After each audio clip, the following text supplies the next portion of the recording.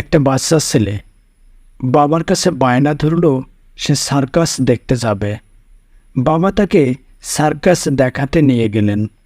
Circus শুরু হওয়ার আগে বাবা তার ছেলেকে সার্কাসের তাঁবুর বাইরে রাখা বিভিন্ন পশু পাখির খাঁচার সামন দিয়ে ঘুরিয়ে ঘুরিয়ে পশু পাখি দেখাচ্ছিলেন। দেখতে দেখতে তারা হাতির সামনে চলে আসলো।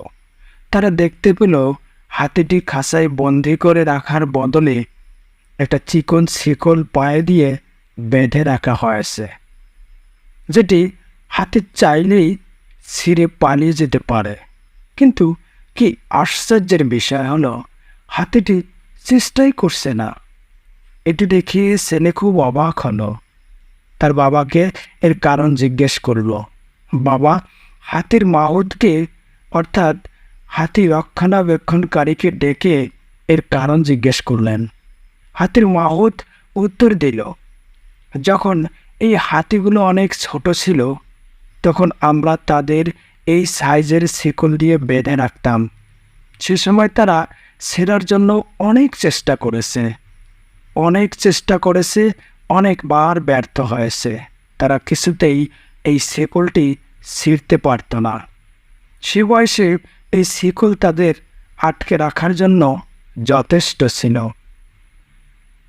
এই অবস্থায় যখন তারা বড় হতে থাকে, তারা বিশ্বাস করে নেয় যে এই শিকল ছেঁড়া কখনোই সম্ভব নয়। তাই এখন তারা এই শিকলের চেয়ে অনেক শক্তিশালী হলেও তাদের বিশ্বাসের কাছে তারা বাধা পড়ে আছে এবং তারা ছিঁড়তে চেষ্টাও করে না। এই ছোট্ট গল্প থেকে আমরা যে জিনিসটা শিখতে পেলাম তা হলো, সফল হওয়ার ক্ষেত্রে প্রথম ধাপ হলো এটি মনে প্রাণে বিশ্বাস করা।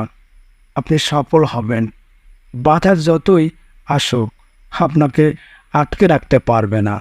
সফলতার বিশ্বাস মনে নিয়ে নিজের চেষ্টায় এগিয়ে যেতে হবে।